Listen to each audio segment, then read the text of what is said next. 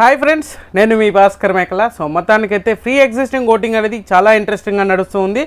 And హౌస్లో జరిగే గొడవలకి కానీ చాలామందికి ఇది ప్లస్ అవుతుంది. అండ్ నిజంగా చెప్తున్నాను, తనుజ గారికి ఈ ఎపిసోడ్ అనేది ఈరోజు టెలికాస్ట్ అయ్యే ఎపిసోడ్ ఎక్స్ట్రీమ్ లెవెల్లో వర్కౌట్ అవ్వబోతుంది.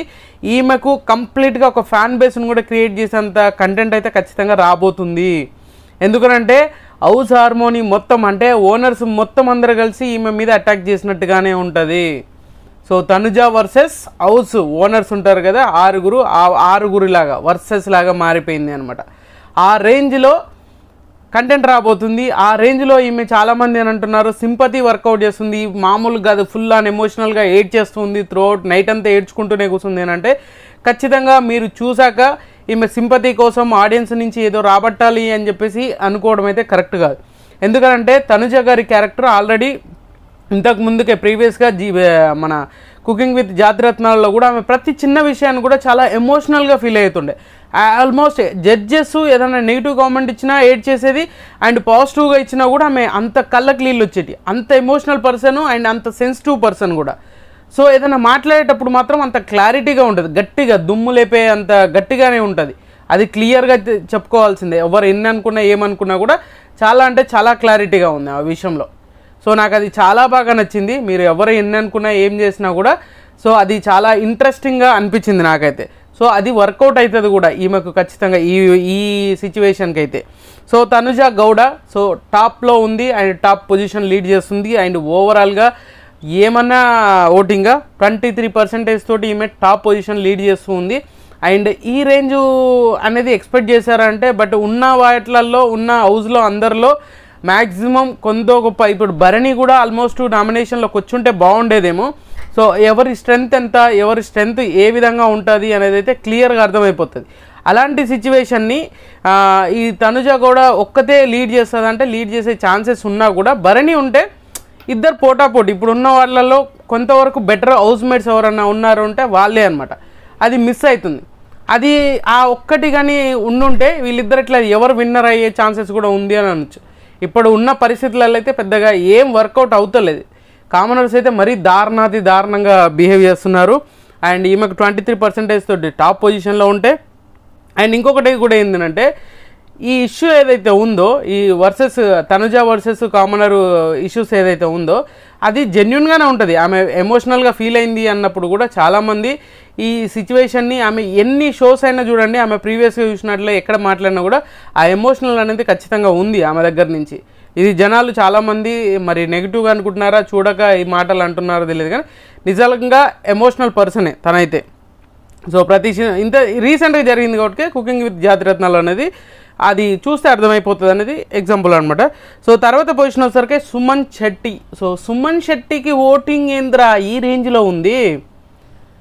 వాళ్ళు ఏం చెప్పారు, హౌస్లో ఎవరికి కలవట్లేదు, హౌస్ హార్మోనీలో మీరు ఇంట్రాక్షన్ అవ్వట్లేదు, పెద్దగా మాట్లాడట్లేదు అనే కదా నామినేషన్ చేశారు.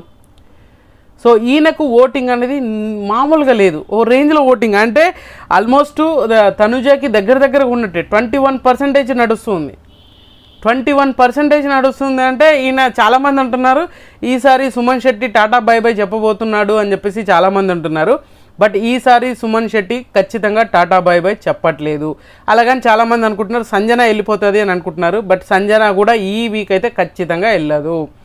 ఇంకా స్ట్రాంగర్ అండ్ ఖచ్చితంగా స్ట్రాంగ్ ప్లేయర్ అయ్యే ఛాన్సెస్ కూడా ఎక్కువగా ఉంది అనమాట.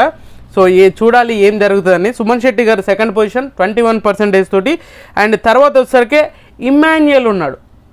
థర్డ్ పొజిషన్కి వచ్చేసరికి ఇమ్మాన్యుయల్ ఉన్నాడు. ఇమ్మాన్యుయల్కి 19% ఓటింగ్ నడుస్తుంది. సో ఫస్ట్ పొజిషన్ వచ్చేసరికి 23, సెకండ్ పొజిషన్ వచ్చేసరికి 21, థర్డ్ పొజిషన్ వరకే 19. అంటే పెద్ద డిఫరెన్స్ ఏం లేదు, 2% లాగా వచ్చేస్తుంది అనమాట. అంతకు మించి ఎక్కువగా రావట్లేదు. బట్ ఇది వర్కౌట్ అవుతుంది అంటే కథం ఇమాన్యుయల్కి ఇంకా వర్కౌట్ అవుతుంది. ఎందుకంటే అఫీషియల్ ఓటింగ్ అనేది ఓపెన్ అయినాక మీకు ఖచ్చితంగా ఇది ఇమాన్యుయల్కి పెరిగే ఛాన్సెస్ ఎక్కువగా ఉంటుంది. సో ఇమాన్యుయల్ దగ్గర నుంచి అంత కంటెంట్ కూడా వస్తుంది, కామెడీ వేలో వస్తుంది, కానీ ప్రాపర్ వేలో వెళ్ళట్లేదు. సో అంతా అయిపోయాక ఇది చేసుంటే బాగుండు అని అనుకునేదానికంటే అది జరగకముందుకే చేస్తే బాగుంటుంది అనేది నాకు పర్సనల్గా అనిపించింది. ఇమాన్యుయల్కి 19%. అండ్ తర్వాత వచ్చేసరికి demon Pavan. So demon Pavan కూడా ఆల్మోస్ట్ 10% ఓటింగ్ అనేది పడుతూ ఉంది. సో ఇంత సిచ్యువేషన్లో కూడా, ఇంత సెలబ్రిటీస్ మధ్యలో కూడా ఒక్క కామనర్ ఉండి చాలా స్టేబుల్ ఓటింగ్ పడేస్తుంది అని అంటే అంత ఈజీ ఏం కాదు. బట్ ఈయనకు ఈ ఇంత ఓటింగ్ పడుతుంది కదా, ఈయన హౌస్లో చేసేదైతే ఖచ్చితంగా ఏమీ లేదు, అంత ఉట్టిదే డొల్ల అనమాట. ఏదో పులిహోర కలపడానికి హౌస్లోకి వెళ్ళినట్టుంది, కానీ తనకంటూ ఒక స్టాండ్ తీసుకొని చాలా స్టేబుల్గా మాట్లాడేదైతే ఏం లేదు. ఏదో మాట్లాడాలి చెయ్యాలి అన్నట్టుగా చేస్తున్నాడు తప్పితే అంత వర్కౌట్ అయ్యేంత పర్ఫార్మెన్స్, వర్కౌట్ అయ్యేంత అవుట్పుట్ అయితే రావట్లేదు. నెగిటివ్ ఆర్ పాజిటివ్ ఏదీ లేదు అనమాట మన దగ్గర నుంచి. 10% ఓటింగ్ అయితే నడుస్తుంది. తర్వాత వచ్చేసరికి రాము రాథోడ్. సో రాము రాథోడ్కు 5th పొజిషన్లో ఉన్నాడు. రాము రాథోడ్కు కూడా 7% ఓటింగ్ అనేది జరుగుతుంది. వెరీ షాకింగ్ అనాలా అంటే షాకింగ్ ఏం లేదు, ఎందుకనంటే ఇంతమంది ఫాలోవర్స్ ఉన్నా ఏమున్నా, ఇంతమంది సబ్స్క్రైబర్స్ ఉన్నా వాళ్ళకు నచ్చితేనే వేస్తారు. ఈ బిగ్ బాస్లో వచ్చిన పెద్ద అదే అనమాట, పెద్ద ఏమంటారు టాస్క్ లాగా. మీరు లోపల టాస్క్ అయితే బయట ఆడియన్స్కి నచ్చేలా ఉండడం అనేది పెద్ద టాస్క్.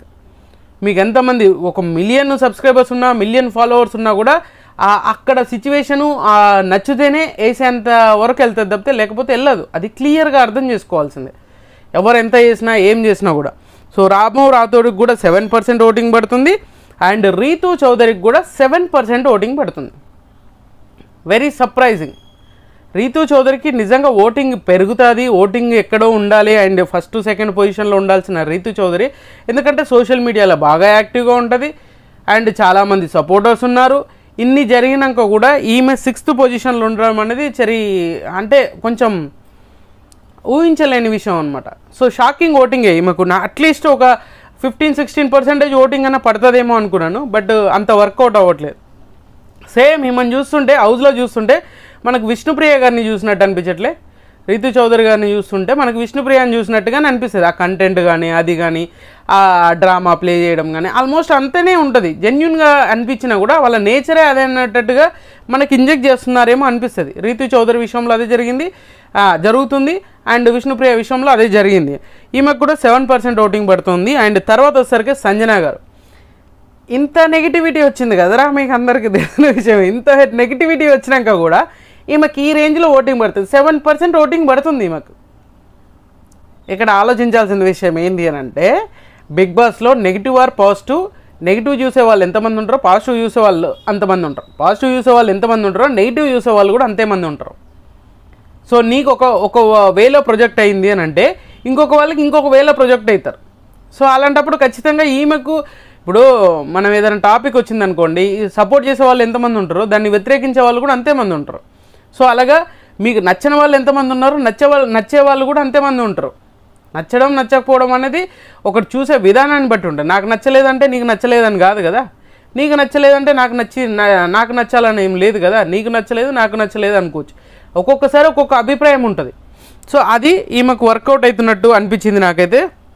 సో సంజన గారికి కూడా 7% ఓటింగ్ పడుతుంది. ఈమె 7th పొజిషన్లో ఉంది. సో తర్వాత వచ్చేసరికి 8th పొజిషన్ వచ్చేసరికి మాత్రం ఫ్లోరా షైనీ గారు ఉన్నారు. ఫ్లోరా షైనీ గారికి కూడా అసలు ఆమె అంత ఆ ఇష్యూ జరిగినప్పుడు, సంజనతో ఇష్యూ జరిగినప్పుడు ఆమె రియాక్షన్ కానీ, ఆమె ఎక్కువ ఏమంటారు టెన్షన్ పడిపోవడము, ఇలాంటివన్నీ చూసుకుంటే ఎక్స్ట్రీమ్ లెవెల్కి వెళ్ళిపోతుంది. సింపతి వర్కౌట్ అవ్వాలి, బట్ ఆమె విషయంలో ఎందుకో సింపతి వర్కౌట్ అయ్యేలాగా కనిపించట్లేదు. బట్ ఈమెకు కూడా 3%, 4% ఓటింగ్ అనేది పడుతూ ఉంది. బట్ అది సరిపోదేమో, ఖచ్చితంగా ఎలిమినేషన్ జోన్ని తప్పించుకోవడానికి ఇంకా కొంచెం బెటర్గా ఓటింగ్ అనేది పడితే బాగుంటుందేమో అనేది నాకు పర్సనల్గా అనిపించింది. అండ్ ఈమెకు 3-4% ఓటింగ్ పడుతుంది. తర్వాత షష్ఠి వర్మ.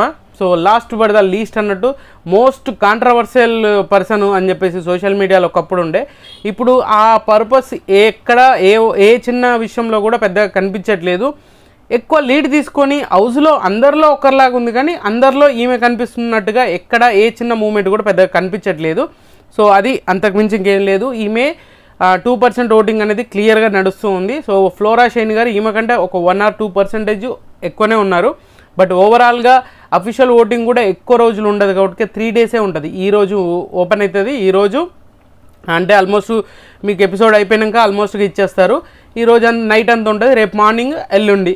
సో తర్వాత సాటర్డే వచ్చేస్తుంది కాబట్టి మీకు వర్కౌట్ అవ్వదు. సో నాకు తెలిసినంత వరకు 3 days అనేది అంటే లెస్ దెన్ అనమాట. ఇంకా ఓటింగ్ పెంచుకోవడానికి ఛాన్స్ ఉండదు. సో ఇప్పటి వరకు కంటెంట్ ఇవ్వడమే గ్రేట్, ఇంకా ఇస్తూనే ఉండాలి. ఈ 2 రోజులలో కంటెంట్ ఎవరు బాగా ఇవ్వగలుగుతారో వాళ్ళు ఎలిమినేషన్ జోన్ని తప్పించుకుంటారు. లేదు అంటే ఫ్లోరా షైని గారు కానీ సృష్టి వర్మ కానీ వీళ్ళిద్దరిట్లనే ఒకరే ఎలిమినేట్ అవ్వబోతున్నారు.